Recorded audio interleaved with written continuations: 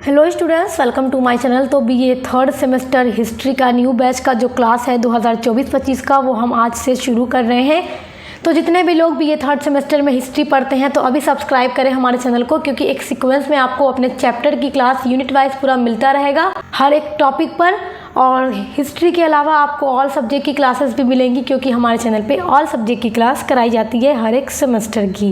BA third semester के history में आपको पढ़ना है आधुनिक भारत का इतिहास 1757 से लेकर 1950 तक। ये सेकेंड सेमेस्टर में आप लोगों ने मेडिवल हिस्ट्री पढ़ा। मेडिवल हिस्ट्री में आप लोगों ने पूरा मध्यकालीन भारत का इतिहास पढ़ा। और अब आप पढ़ेंगे आधुनिक भारत का इतिहास की 1757 से लेकर के 1950 तक, हमारा संविधान लागू होने तक भारत की क्या पूरी दशा रही, पूरी हिस्ट्री क्या रही, क्या क्या घटनाएं हुई, डिटेल में आपको थर्ड सेमेस्टर में पढ़ना है। और एक क्विज़ में मैं आपको पूरी क्लास नोट्स के साथ प्रोवाइड करूंगी, तो इसलिए आपको बहुत आसानी से पूरी क्लास यहाँ मिलेगी। चलिए पढ़ते हैं। आपका चैप्टर 1 में आपको पढ़ना है भारत में यूरोपीय कंपनियों का आगमन।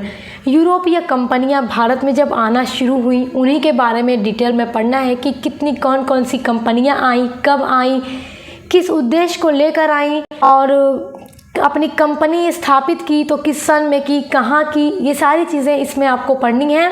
सबसे पहले भारत में यूरोपीय कंपनियों के आगमन की घटनाओं के बारे में थोड़ा जानते हैं कि आखिर ऐसा क्या हुआ इतिहास में कि यूरोपीय कंपनियां भारत में आने लगीं। तो देखिए, जो यूरोपीय देश थे वो भारत के साथ व्यापार करने के लिए प्रोत्साहित थे। ऐसा नहीं था कि प्राचीन समय में भारत का यूरोप के साथ व्यापार नहीं हो रहा था। पूरे कॉन्सेप्ट को समझिएगा। यहाँ पे जो कुछ भी मैंने नोट किया है आपके काम आएगा, तो स्क्रीनशॉट ज़रूर कीजिएगा। और जो चीज़ें मैं आपको समझाऊंगी आप उसको बस सुनते रहिए कि आने का कारण क्या था। सबसे पहले हम बात करते हैं भारत की। यहीं पे हम देख लेते हैं, यहाँ पर है यूरोप, ये है भारत। अब देखिए, ये भारत है, यूरोप है। उस समय भारत में जो स्थिति थी, भारत में जो समय था वो मध्यकालीन भारत था, मध्यकालीन। और यूरोप में उस समय आधुनिक समय चल रहा था। भारत अभी मध्यकाल में था और यूरोप आधुनिक काल में। मुगलों का शासन था, मुगलों का शासन भारत में था उस समय, और यूरोप में पुनर्जागरण अपने चरम पर पहुंच चुका था। भारत के साथ देखिए व्यापार करने के लिए यूरोप देश बहुत ज़्यादा उत्साहित थे भारत के साथ व्यापार करने के लिए। ऐसा नहीं था कि भारत के साथ यूरोप का व्यापार पहले नहीं हो रहा था, पहले हो रहा था। तो ऐसी क्या वजह थी कि यूरोपीय कंपनियां भारत में आने के लिए प्रेरित होती हैं कि उन्हें भारत आना चाहिए। तो पूरा डिटेल में समझिएगा, बड़े कहानी की तरह समझिएगा, बड़ा कॉन्सेप्ट है इसमें, आपको समझना है। हम यहाँ पे देखेंगे, यहाँ पे मैंने एक चार्ट बना रखा है, मैप के थ्रू आपको थोड़ा समझाती हूँ, इस तरह से आपको अच्छे से कहानी की तरह समझ आएगा। ये भारत है, ये यूरोप है। यूरोप का व्यापार भारत के साथ एक स्थल मार्ग के द्वारा होता था, लेकिन यह स्थल मार्ग बंद हो जाता है। और इस मार्ग के बंद होने के पीछे एक घटना है। घटना कौन सी है? 1453 ईस्वी की घटना है। देखिए, यूरोप और भारत का जो स्थल मार्ग के थ्रू व्यापार होता था, वो स्थल मार्ग के थ्रू होता था। वो स्थान था कुस्तुनतुनिया। पूर्वी यूरोप का इलाका है कुस्तुनतुनिया, तुर्की क्षेत्र पर। तो अरब वालों ने आक्रमण किया कुस्तुनतुनिया पर 1453 ईस्वी में। और ये जो कुस्तुनतुनिया का रास्ता था वो अब अरबों के कब्जे में चला गया। और अरब वालों ने क्या किया, ये रास्ता पूरा बंद कर दिया यूरोप वालों के लिए भारत के साथ व्यापार करना। व्यापार तो भारत के साथ हो रहा था यूरोप का, लेकिन क्या घटना घटित हुई कि अरब वालों ने कुस्तुनतुनिया पर कब्जा करके ये रास्ता बंद कर दिया। तो अब यूरोप के सामने एक समस्या खड़ी हो गई कि वो भारत के साथ व्यापार करे तो कैसे करे। व्यापार तो पहले आराम से चल रहा था, हो रहा था, और भारत के साथ व्यापार करके यूरोप को बहुत अधिक फ़ायदा होता था, इसलिए वो भारत के साथ व्यापार करना बंद नहीं करना चाहते थे। तो इसलिए यूरोप में भौगोलिक खोजों को महत्व दिया गया। भौगोलिक खोजों पर जोर दिया गया कि भौगोलिक खोज करो, भारत की खोज करो। और कैसी खोज? समुद्री मार्ग से भारत जाने का रास्ता खोज निकालो, ताकि भारत जाकर वहां से आसानी से व्यापार किया जा सके। तो अब देखिए, इसलिए यूरोप में भौगोलिक खोज की शुरुआत होती है कि भारत में पहुंचने के लिए कोई समुद्री मार्ग खोजो। अभी तक समुद्री मार्ग की खोज नहीं हुई थी भारत आने के लिए। स्थल मार्ग को तो बंद हो गया और यूरोप के देश भारत के साथ व्यापार बंद करना नहीं चाहते थे। तो यही पूरा रीज़न था कि भारत के लिए समुद्री मार्ग की खोज की जाए। तो समुद्री मार्ग की खोज करने के लिए आप जानते ही हैं कि यूरोप और आप जानते ही हैं कि पुर्तगाल और स्पेन के जो नाविक थे, उन्होंने वहाँ के जो साहसी नाविक थे, उन्होंने भारत को खोजने के लिए चल पड़े, जिसमें कोलंबस, जेनेवा के साहसी नाविक कोलंबस ने 1792 ईस्वी में भारत की खोज के लिए अपनी यात्रा शुरू कर दी। यूरोप से वो चलते हैं, यहाँ देखिएगा, आना कहाँ था, इधर जाना था। कोलंबस को जो कि रास्ता नहीं पता था, तो वो गलती से यहाँ से अमेरिका पहुँच जाते हैं। देखिए, अमेरिका पहुँच जाते हैं। कोलंबस को लगा कि उन्होंने भारत की खोज कर ली। 33 दिन की यात्रा के बाद कोलंबस एक नई धरती पर पहुँचते हैं। कोलंबस ने सोचा कि मैंने भारत पर पहुँचने में सफलता प्राप्त कर ली, किंतु वह भारत नहीं था बल्कि अमेरिका था। तो इस तरह से अमेरिका की खोज होती है। खोज करनी थी भारत की कोलंबस को, लेकिन वो अनजाने में अमेरिका पहुंचते हैं और उसे भारत समझ लेते हैं। लेकिन वहाँ पर लोगों को देख करके, वहाँ के लोगों का कल्चर देख करके कोलंबस को पता चल जाता है कि नहीं, ये भारत नहीं, अमेरिका है। उसके बाद पुर्तगाल के नाविक वास्को डी गामा भौगोलिक खोजों के लिए उत्साहित होते हैं और भारत को ढूंढने के लिए वो अपना सफ़र शुरू करते हैं। देखिए, कोलंबस के बाद वास्को डी गामा भारत की खोज करने के लिए निकलते हैं और वो यहाँ यूरोप से, अपने पुर्तगाल देश से चल पड़ते हैं भारत की खोज करने के लिए। तो अफ्रीका को पार करते हुए यहाँ से वो भारत केरला आकर कालीकट बंदरगाह पर उतरते हैं और जिस रास्ते से अफ्रीका को पार करते हुए वास्को डी गामा भारत पहुँचते हैं, 20 मई 1498 ईस्वी में केरल राज्य के कालीकट ज़िले में उस स्थान को नाम दिया जाता है केप ऑफ गुड होप। यहाँ का जो नाम है, यहाँ का जो मार्ग है, जिस मार्ग से होते हुए भारत वो पहुँचे, उस मार्ग को केप ऑफ गुड होप का नाम दिया गया। केरल के कालीकट ज़िले में वास्को डी गामा 20 मई 1498 ईस्वी में पहुँचते हैं। तो वास्को डी गामा ही वो पहले व्यक्ति थे जिन्होंने भारत की खोज की। अब बहुत से बच्चे यहाँ कंफ्यूज हो जाते हैं कि मैम, क्या भारत की खोज उससे पहले हुई नहीं थी? क्या भारत था ही नहीं? देखिए, भारत था, ऐसा तो नहीं है कि इसके पहले भारत का व्यापार नहीं होता था, यूरोप के साथ होता था, स्थल मार्ग से होता था। जब स्थल मार्ग बंद हो जाता है तो अब यूरोप वासियों को भारत के साथ व्यापार बंद नहीं करना था, क्योंकि व्यापार उसको भारत के साथ करके अधिक मात्रा में लाभ होता था और उस लाभ को यूरोपवासी खोना नहीं चाहते थे। इसलिए भौगोलिक खोजों की शुरुआत होती है और कोलंबस ने अनजाने में अमेरिका की खोज की और वास्को डी गामा ने 1498 ईस्वी में भारत की खोज की और भारत के केरल राज्य के कालीकट ज़िले में वो पहुँचते हैं 1498 ईस्वी में। उस समय कालीकट के शासक जेमोरिन ने वास्को डी गामा का स्वागत भी किया। तो पहले भारत कौन पहुँचा? पुर्तगाल पहुँचे। और सबसे पहले कौन आया? वास्को डी गामा आए। तो अभी तक आप ये समझ गए होंगे कि सबसे पहले पुर्तगाल भारत पहुँचे और पुर्तगाली कौन व्यक्ति था जो सबसे पहले भारत आया? तो वास्को डी गामा थे। 1498 में वो भारत आए। अब देखते हैं भारत में यूरोपीय कंपनियों का आगमन का क्रम क्या था। हमने ये तो जान लिया ना कि भारत में यूरोपीय कंपनियों के आने की वजह क्या थी। वजह तो यही थी कि उन्हें भारत के साथ व्यापार करना था और बहुत सारी यूरोपीय कंपनियां आईं। और सबसे पहले कौन आया? पुर्तगाल आए, क्योंकि पुर्तगाल नाविक वास्को डी गामा ने सबसे पहले भारत आने के लिए समुद्री मार्ग की खोज की और उस समुद्री मार्ग का पता अभी तक किसी को नहीं था। सबसे पहले वास्को डी गामा ने खोजा। तो पुर्तगाल सबसे पहले 1498 में भारत आते हैं और पुर्तगाल के बाद डच आते हैं। देखिए, डच आते हैं 1595 ईस्वी में भारत और डच के बाद आते हैं अंग्रेज़ 1600 ईस्वी में। और अंग्रेज़ का इतिहास तो बड़ा लंबा आपको पढ़ना रहेगा इसमें, क्योंकि अंग्रेज़ तो यहाँ शासन करते हैं ना। अंग्रेज़ के बाद आते हैं फ्रेंच 1664 ईस्वी में। ये 4 यूरोपीय कंपनियां भारत आती हैं और इनके आगमन का ये क्रम है। पुर्तगाल आए 1498 में, डच आए 1595 में, अंग्रेज़ आते हैं 1600 ईस्वी में और फ्रेंच आते हैं 1664 ईस्वी में। और यहीं से आपकी परीक्षा में प्रश्न भी आता है, यही 4 यूरोपीय कंपनियों के बारे में। तो आप ये तो समझ गए कि सबसे पहले यूरोपीय कंपनियां आईं। हमने यूरोपीय कंपनियों के आगमन का क्रम देखा। आगमन का मतलब भारत में आने का क्रम देखा। अब देखेंगे कंपनी स्थापना का क्रम। जब वो कंपनियां भारत आईं, जब वहाँ से लोग भारत आए, तो भारत आकर सबसे पहले कौन से देश ने अपनी कंपनी यहाँ पर स्थापित की? तो जैसा कि पुर्तगाल सबसे पहले आए थे, तो पुर्तगालों ने सबसे पहले अपनी कंपनी भारत में 1498 ईस्वी में स्थापित की और पुर्तगाल के बाद अंग्रेज़ों ने अपनी कंपनी 1600 में यहाँ स्थापित की। अब कुछ बच्चे कहेंगे नहीं मैम, डच पहले आए थे 1595 में, तो डच ने स्थापित की पहली कंपनी। तो नहीं, आने के क्रम में पुर्तगाल के बाद डच भारत ज़रूर आए, लेकिन कंपनी को स्थापित करने के क्रम में पुर्तगाल के बाद अंग्रेज़ों ने यहाँ अपनी कंपनी सन 1600 ईस्वी में ही स्थापित की। यहाँ पर ध्यान दीजिएगा, यहाँ मैंने आगमन का क्रम नोट किया है और यहाँ कंपनी के स्थापना का क्रम नोट किया है। अंग्रेज़ों के बाद डच ने सन 1602 ईस्वी में अपनी कंपनी स्थापित की और फ्रांसीसियों ने 1664 ईस्वी में अपनी कंपनी यहाँ स्थापित की और इन्होंने अपनी कंपनी को नाम दिया east India company.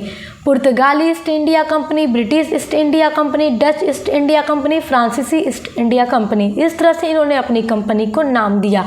British east India company का जो अधिकार पत्र था 1600 ईस्वी में इंग्लैंड की महारानी एलिजाबेथ प्रथम के द्वारा पारित कर दिया गया और 1600 में ये भारत आई। अब देखिए, हमने यहाँ देखा कि कंपनी का स्थापना का क्रम ये है। अब कंपनी का स्थापना का क्रम जब ये है, तो इसके बाद अब आप कहेंगे मैम ये क्या है? देखिए ध्यान से सुनिएगा।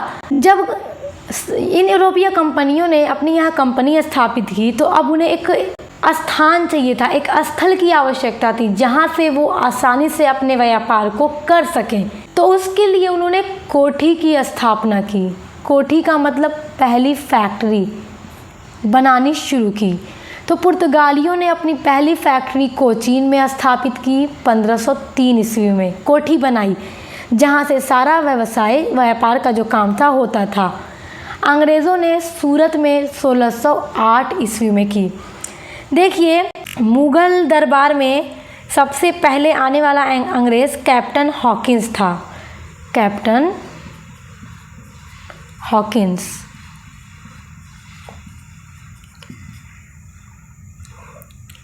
और ये जेम्स प्रथम का राजदूत बनकर 1608 ईस्वी में भारत आया। देखिए, तो इन्होंने अंग्रेज यहाँ तब उस टाइम भारत में मुग़ल वंश चल रहा था और जहांगीर का शासनकाल था। तो जहांगीर से उन्होंने सूरत में अपनी कोठी बनाने की परमिशन मांगी, तो परमिशन दे दी जाती है। लेकिन किसी वजह से जहांगीर नाराज़ हो जाते हैं, गुस्सा हो जाते हैं और ये कंपनी जो स्थापित की जा रही थी इसको वहीं से रोक दिया जाता है। तो इस वजह से इन्होंने मसूलीपट्टनम में अपनी कोठी स्थापित की 1611 ईस्वी में। तो 1611 ईस्वी में अंग्रेज़ों ने 1611 ईस्वी में मसूलीपट्टनम में इन्होंने अपनी कोठी लगाई। लेकिन बाद में जो ये पहली कोठी का काम चल रहा था दोबारा से शुरू होता है और ये 1613 ईस्वी में कंप्लीट हो जाती है। तो अगर प्रश्न पूछ दे पहली कंपनी कहाँ स्थापित की और कब, तो सूरत में की 1608 ईस्वी में, याद रखिएगा। डच ने अपनी पहली कोठी मसूलीपट्टनम में 1605 ईस्वी में स्थापित की और फ्रांसीसियों ने सूरत में स्थापित की अपनी पहली कोठी 1668 ईस्वी में। तो देखिए, अब हम देख लेते हैं कि पुर्तगाली जब भारत आए तो सबसे पहले वास्को डी गामा आए। तो वहाँ से जितने तरह के प्रश्न आपके एग्ज़ाम में आएंगे और जैसे आपको आंसर देना होगा वो सब हम देख लेते हैं। आपने ये देख लिया कि भारत में कंपनियाँ किस क्रम में आईं, कब कब आईं, कहाँ पर अपनी पहली कोठी लगाई, किस वर्ष लगाई और भारत में यूरोपीय कंपनियों के आने का क्या वजह थी, क्या कारण था, पूरा आपने कॉन्सेप्ट वाइज समझ लिया। आइए अब पुर्तगालियों के बारे में डिटेल में पढ़ते हैं, क्योंकि सबसे पहले पुर्तगाली आए, फिर डच, अंग्रेज़, फ्रेंच। तो हम सभी के बारे में सीक्वेंस में पढ़ेंगे। देखिए, भारत के समुद्री मार्ग की खोज करने वाला पहला व्यक्ति पुर्तगाल नाविक वास्को डी गामा था, जिन्होंने 90 दिन की यात्रा के बाद 20 मई 1498 ईस्वी को भारत के केरल राज्य के ज़िले कालीकट पहुँचते हैं। उस समय कालीकट के जो तत्कालिक शासक थे उनका नाम था जेमोरिन। तो जेमोरिन ने वास्को डी गामा का स्वागत भी किया और उनसे उद्देश्य भी पूछा, भारत आने का उद्देश्य क्या है। उन्होंने बताया कि हमें भारत के साथ व्यापार करना है। तो 1498 में वास्को डी गामा जब भारत आए तो यहाँ से उन्होंने काली मिर्च का व्यापार शुरू किया और काली मिर्च को ये लेकर गए यहाँ से और ले जाकर बेचा। तो यहाँ पर ये वाला पॉइंट हम पहले देखेंगे, ठीक है, यहाँ पे ध्यान दीजिए। इसके बाद ये वाला पॉइंट देख लेंगे और फिर इसके बाद ये वाला पॉइंट देखिए। काली मिर्च का जो व्यापार था, इसके साथ व्यापार करने के लिए सभी यूरोपीय देश उत्साहित थे क्योंकि काली मिर्च से उन्हें काफ़ी ज़्यादा फ़ायदा होता था। तो काली मिर्च के व्यापार से वास्को डी गामा को 60 गुना अधिक मुनाफा हुआ। कहा जाता है कि जब वास्को डी गामा भारत आए, भारत आने में जितना भी उनका खर्चा लगा हो, उस काली मिर्ची को खरीद कर वापस ले जाने में जितना खर्च लगा हो, पूरा लागत वगैरह अगर जोड़ करके निकाल करके देखा जाए, उसके बाद भी 60 गुना मुनाफा वास्को डी गामा को हुआ था भारत से। ये चीज़ देखकर वहाँ के सभी लोग प्रेरित होते हैं भारत आने के लिए, भारत के साथ व्यापार करने के लिए। आप ही सोचिए 60 गुना मुनाफा कितना कमाया होगा। तो फिर उसके बाद दोबारा से 1502 ईस्वी में वास्को डी गामा भारत आते हैं। उसके बाद तीसरी बार 1524 ईस्वी में वास्को डी गामा पुर्तगाली वायसराय और गवर्नर के रूप में जैसे मान लीजिए आते हैं भारत। उसके बाद 1543 ईस्वी में कोचीन में ही उनकी मृत्यु हो जाती है। तो इनकी मृत्यु कहाँ हुई? भारत में ही होती है, जब ये तीसरी बार भारत आए थे। तीसरी बार भारत 1524 में आए थे और 1543 में इनकी मृत्यु हो जाती है। और ये बात तो याद रखिएगा कि 1503 में ही कोचीन में इनकी पहली फैक्ट्री स्थापित की गई थी। भारत के साथ व्यापार करने के पुर्तगालियों के 2 मुख्य उद्देश्य थे। पहला उद्देश्य था कि अरब जैसा देश और वेनिस व्यापारियों का व्यापार से भारत के साथ प्रभाव समाप्त करना था। जो अरब और वेनिस के व्यापारी भारत के साथ व्यापार करते थे, तो पुर्तगाली नहीं चाहते थे कि वो लोग भी भारत के साथ व्यापार करके इतने रुपए कमाएं।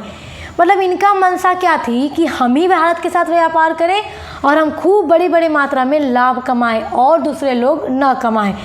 तो पहला उद्देश्य इनका ये था और ये सबसे पहले भारत भी पहुंचते हैं। और दूसरा मुख्य उद्देश्य था कि अपने ईसाई धर्म का प्रचार प्रसार उन्हें भारत में भी करना था, ताकि भारत के लोग भी ईसाई धर्म को जानें और अपना सकें।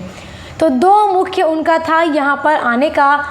अब देख लेते हैं भारत में पुर्तगाली गवर्नर कौन कौन से आए, क्योंकि जब यहाँ पर पुर्तगालों की कोठी भी स्थापित हो गई तो फिर यहाँ पुर्तगाली गवर्नर आने लगे। जिस तरह आप लोगों ने देखा और आप लोग इसी में पढ़ेंगे, ये आप लोग तो जानते भी होंगे, अंग्रेज़ों के बारे में कौन नहीं जानता कि भारत में अंग्रेज़ों के अलग अलग वायसराय आते थे।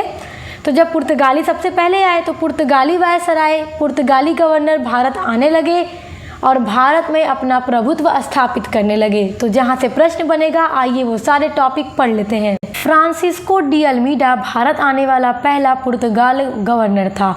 पुर्तगाल के राजा द्वारा नियुक्त किया गया पहला पुर्तगाली गवर्नर कौन था? फ्रांसिस्को डी अल्मीडा था, जो 1505 ईस्वी में भारत आता है और 1509 ईस्वी तक यहाँ पर गवर्नर के रूप में रहता है।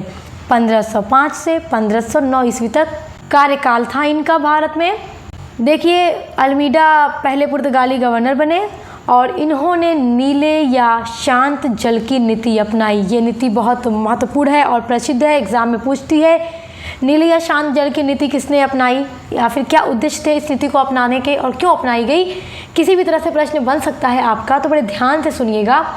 इसे ब्लू वाटर पॉलिसी भी कहा जाता है और फ्रांसिस्को डी अल्मीडा के द्वारा ब्लू वाटर पॉलिसी अपनाई गई थी।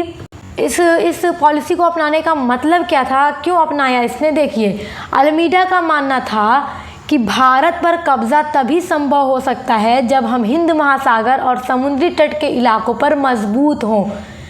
तो भारत आने का जो रास्ता था, हिंद महासागर से होते हुए समुद्र तट का जो रास्ता था भारत आने के लिए, तो उस पर फ्रांसिस्को डी अल्मीडा ने अपना स्वामित्व स्थापित किया, ताकि हिंद महासागर पर नियंत्रण जब इनका रहेगा पुर्तगालियों का, तो दूसरे कोई भी देश भारत आ नहीं पाएंगे, क्योंकि इन्हें तो भारत में कब्जा जमाना था। तो इस उद्देश्य से इसने हिंद महासागर पर अपना कब्जा जमाया, जिसे इतिहास में नीली या शांत जल की नीति के नाम से जाना जाता है और इसे ब्लू वाटर पॉलिसी के नाम से भी जाना जाता है। अल्मीडा ने कहा कि अगर कोई भी अन्य यूरोपीय देश भारत के साथ व्यापार करना चाहते हैं तो भारत आने के लिए उन्हें इस मार्ग से होकर गुजरने के लिए आपको हमें टैक्स भरना होगा, तभी आप भारत जा सकते हैं, अन्यथा नहीं जा सकते। अब देखिए, भारत देश भारतीयों का है, कब्जा ये जमा बैठे। भारत आने के लिए अन्य देशों से इन्होंने टैक्स लेना शुरू कर दिया। अब कमाई किसकी हो रही है? भारतीयों की नहीं, इनकी, पुर्तगालों की हो रही है। डबल मुनाफा। आप देखिए क्या चालाक होते थे ये लोग। और इन्होंने ये भी कहा कि काली मिर्च का व्यापार कोई नहीं कर सकता। तुम भारत के साथ किसी चीज़ का व्यापार करो, काली मिर्च का नहीं कर सकते। काली मिर्च का व्यापार ये क्यों करना चाहते थे? और सिर्फ यही नहीं, अन्य देश भी काली मिर्च का ही व्यापार करना चाहते थे, क्योंकि काली मिर्च की यूरोप में बहुत ज़रूरत थी। यूरोप में ठंडी पड़ती है और भारत के मसाले गर्म होते हैं, जिससे वहाँ पर उनकी नीड और उनकी डिमांड भी ज़्यादा थी, तो जिससे इन्हें काफ़ी मुनाफा होता था। इसलिए ये टैक्स भी लेने लगे और कोई काली मिर्च लेकर जा भी नहीं सकता, भारत का मसाला लेकर जा भी नहीं सकता। और इसी के शासनकाल में, मतलब इन्हीं के टाइम पीरियड में, पुर्तगालों की दूसरी फैक्ट्री भी कुन्नूर में 1505 ईस्वी में स्थापित की गई थी। तो इतना कुछ महत्वपूर्ण है जो कि फ्रांसिस्को डी अल्मीडा के बारे में आपको याद रखना है। फ्रांसिस्को डी अल्मीडा के बाद दूसरा गवर्नर बनकर अल्फांसो द अल्बुकर्क भारत आता है। 1509 ईस्वी से 1515 ईस्वी तक ये भारत का पुर्तगाली गवर्नर बनकर यहाँ रहता है। देखिए, पुर्तगाली शक्ति का वास्तविक संस्थापक अल्फांसो द अल्बुकर्क को माना जाता है, क्योंकि देखिए, फ्रांसिस्को डी अल्मीडा तो पहला वायसराय ज़रूर था, लेकिन अल्बुकर्क को वास्तविक माना जाता है, वास्तविक संस्थापक, क्योंकि भारत में जो पुर्तगालों की शक्ति और भी ज़्यादा बढ़ी और मजबूत हुई वो अल्फांसो द अल्बुकर्क के कारण, क्योंकि इन्होंने कुछ ऐसी नीतियां अपनाई जो कि आपको अभी बताती हूँ। पहले ये जान लीजिए कि इसने कोचीन को अपना मुख्यालय बनाया और 1510 ईस्वी में गोवा को बीजापुर के शासक आदिल शाह से छीन करके इसने पुर्तगाल के क्षेत्र में मिला लिया। ये भी एक प्रश्न आपके लिए इम्पोर्टेंट है, ये पॉइंट भी। इसने 1511 ईस्वी में दक्षिण पूर्व एशिया की मंडी मलक्का तथा 1515 ईस्वी में फारस की खाड़ी में भी अवस्थित हारमूज पर अधिकार कर लिया। ये भी एक पॉइंट इनके शासनकाल में महत्वपूर्ण है। अब जो सबसे ज़्यादा महत्वपूर्ण नीति जो अपनाई अल्बुकर्क ने वो थी विवाह नीति। इन्होंने सती प्रथा पर रोक लगा दिया कि देखिए, सती प्रथा जो था भारत में, उस पर रोक लगा दिया। महिलाओं के जब पति की डेथ हो जाती थी तो उन्हें उन्हीं के साथ चिता में जला दिया जाता था जिंदा। तो इस पर अल्बुकर्क ने रोक लगाया और विवाह की नीति अपनाई। विवाह की नीति अपनाने का मतलब कि भारतीय महिलाओं के साथ इन्होंने कहा पुर्तगाली पुरुषों का विवाह करो। मतलब पुर्तगाली पुरुषों, पुर्तगाली आदमियों से अल्बुकर्क ने कहा कि भारतीय महिलाओं से शादी करो, क्योंकि इन्हें भारत में अपनी स्थिति को मजबूत बनाना था। तो जब भारतीय महिलाओं के साथ शादी करेंगे तो यहाँ पर बस जाएंगे, यहाँ बस जाएंगे तो अपना कल्चर यहाँ फैला पाएंगे अपने, और भारत के साथ भारत में मजबूती स्थापित कर पाएंगे। तो इसलिए अल्बुकर्क को पुर्तगाली शक्ति का वास्तविक संस्थापक माना जाता है। तो ये कुछ पॉइंट इंपॉर्टेंट हैं अल्फांसो द अल्बुकर्क के बारे में, तो आप इनको याद रखिएगा। अल्बुकर्क के बाद जो पुर्तगाल गवर्नर बन के भारत आता है वो है नीनो डी कुन्हा, जो 1529 ईस्वी में भारत आते हैं और 38 तक ये भारत में पुर्तगाल वायसराय के रूप में रहते हैं। देखिए, 1530 ईस्वी में कोचीन की जगह इन्होंने गोवा को अपनी राजधानी बनाई। तो ये एक महत्वपूर्ण पॉइंट आपको इनके शासन मतलब टाइम पीरियड से याद रखना है।